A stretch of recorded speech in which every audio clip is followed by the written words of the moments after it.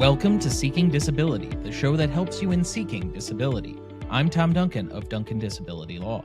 And I'm Dana Duncan. So we finished up last episode talking about the various stages of the sequential process and how they evaluate Social Security claims.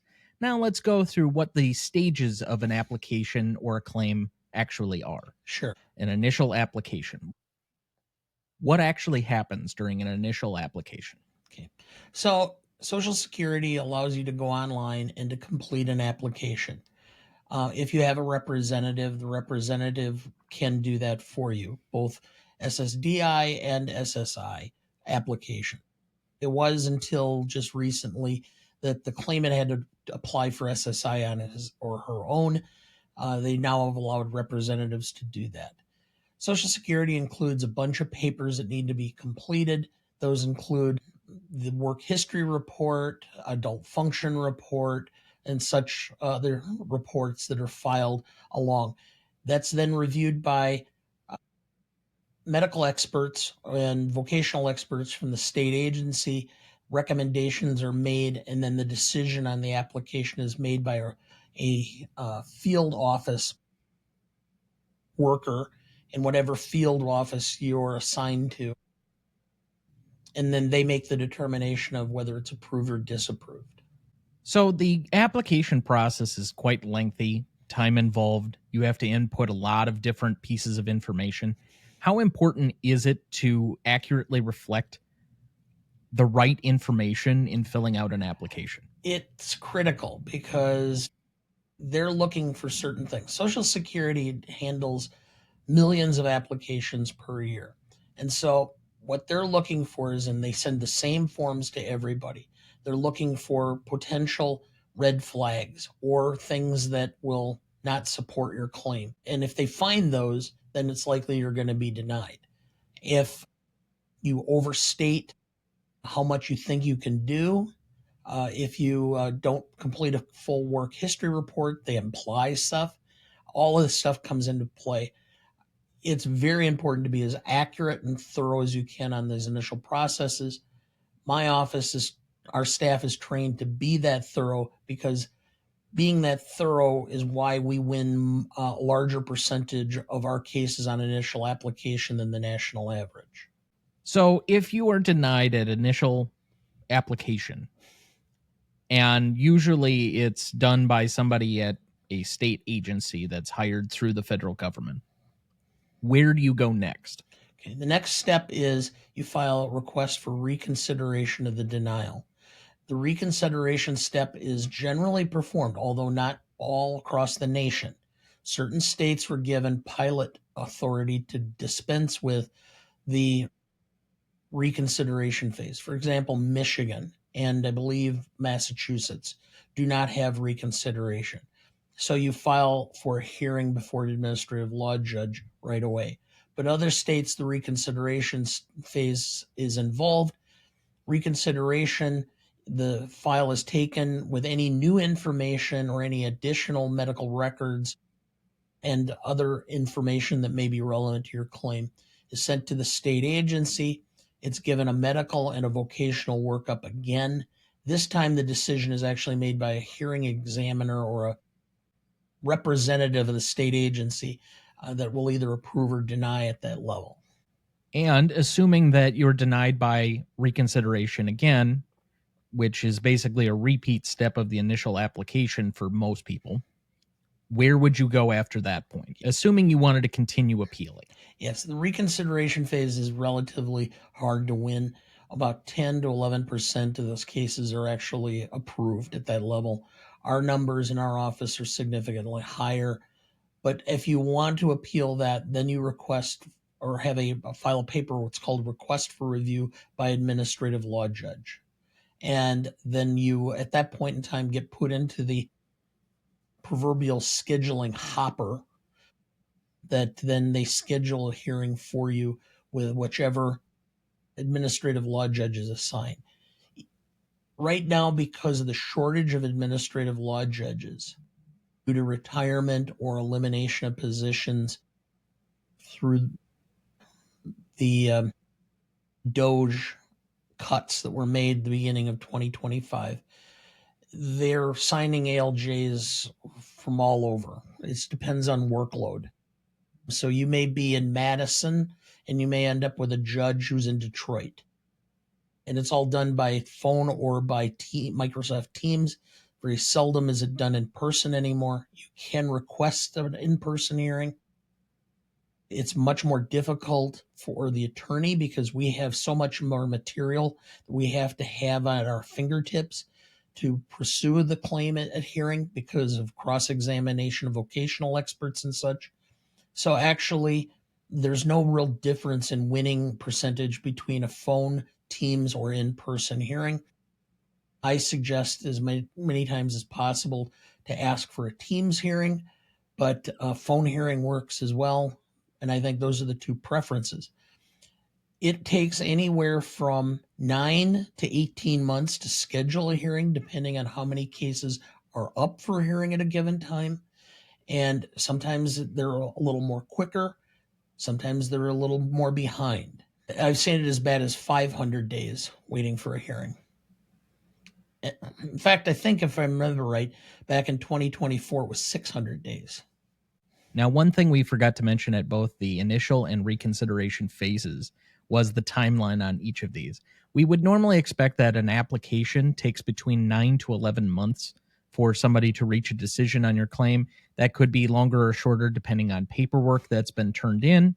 If you don't turn in these questionnaires that Social Security gives you in a timely fashion, that can push out your decision. Also, they sometimes request that you visit what's called a consultative examiner for an evaluation, which is just a one-time evaluation by somebody that they send you to. It's usually a doctor of some variety who will examine you, either your physical, mental, or sometimes something else, but rarely in another specialty, for a measurement of what your limitations or conditions may be. Again, they're not trying to treat you. They're just trying to evaluate how you may be limited for the purposes of a Social Security claim. Reconsideration, likewise, is about the same time period. We usually expect about 9 to 11 months for that phase as well. So if you're at home and you're counting right now, a claim can take 11 months plus 11 months plus maybe like another year and a half just to get a hearing scheduled, let alone usually those hearings are scheduled several months in advance.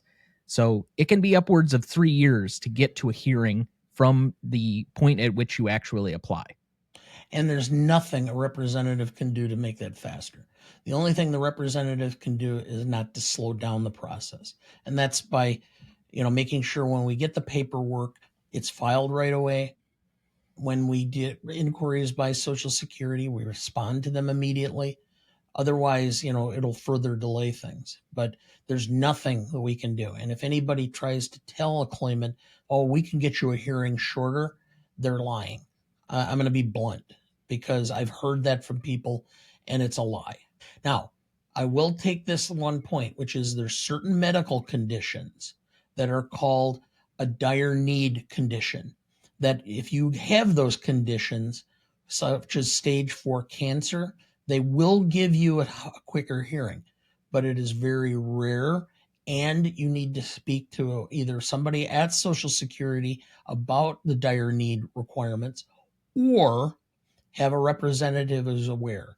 There is a financial dire need that is sometimes will shorten the process. For example, if you're in foreclosure or eviction from your home or from an apartment or other living facility.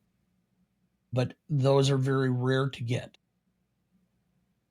And should be only granted in a limited basis. So just because you have one of these things does not mean they will necessarily grant it. It's just a representative may know the best course to help you to get that. And that's, again, in a very rare circumstance. Correct. Where that might be happening. And it's because of the amount of claims. We also expect that the amount of claims is going to increase right now as we continue to sort through some of the financial concerns in the economy of the moment, that usually there are more people if there are less jobs. And we've seen that the availability of jobs has ticked slightly up in recent times, that That means usually there are more claimants, and with more claimants means usually longer waiting times. Correct.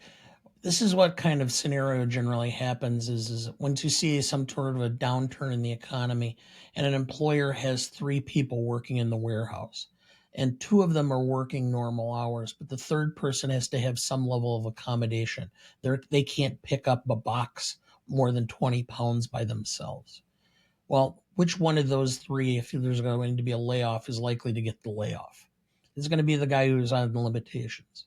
So now this guy has to apply for a job, and when he applies for unemployment or for a job, he's required to disclose any limitations.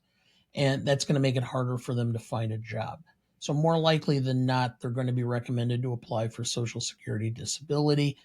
And so therefore the number of claims goes up significantly during downturns in the economy. Now, if you're denied at a hearing, is that the end of the story again? It is not. Okay. There is an administrative review process. It's called the Appeals Council. They have a group of judges who then look through the files. Most of the time, what they do is there's a hearing examiner or an assistant who reviews for potential errors. They make a report to the administrative law judge or the appeals administrative law judge, which is an AALJ instead of just an ALJ. Then they make a recommendation on if there's going to be a remand, because that's the term, remand, because of error. It's sent back and a new hearing is scheduled. More likely than not, since only about 10 to 12% of these cases are overturned by the Appeals Council, are you going to see anything more than, we've reviewed your materials and we do not find any reason to review this case further? Now, a lot of attorneys either stop a claims process either after a hearing or after this Appeals Council process, where they usually send that letter. But is this the end of those cases? No. Just so that you're aware, everybody has watched a law or a legal show, okay? And they're somewhat familiar. Beyond a reasonable doubt is the standard for criminal case. Civil court, it's preponderance of the evidence, which is like 50%. In Social Security, it's a substantial evidence standard, which means did the judge say enough to give a reason for his decision? If there is a problem with that level of articulation, the decision doesn't say enough or he misapplies law, then there is grounds then to have the case reviewed by a federal court. And so you can have the file reviewed by a representative who can make a decision as to whether there's grounds to go to federal court for review. Our office gets probably several hundred a year. We review each one and make determinations as to whether we believe there's an issue of merit. We file it in federal court. We're all over the country filing these at this point in time. And then the case is presented to a district judge or a magistrate judge, depending on the court. And then they review it and determine whether or not there was an error made or whether the judge failed to say enough to support his decision. So throughout this show, we have said that people should contact representatives. But you and I know from our own experience and our professional lives that the attorneys who do appellate work in this type of field are limited. Where might somebody go to help them find somebody if their current representative is not somebody who does appellate work? Well, it's harder to do, but what you can do, there are organizations that do have lists of attorneys who do appellate work. NOSCR, the National Organization of Social Security Claimants Representatives, NADER, the National Association of Disability Representatives, or ACRD, and I can't remember offhand what it stands for, but those all have lists of attorneys who do.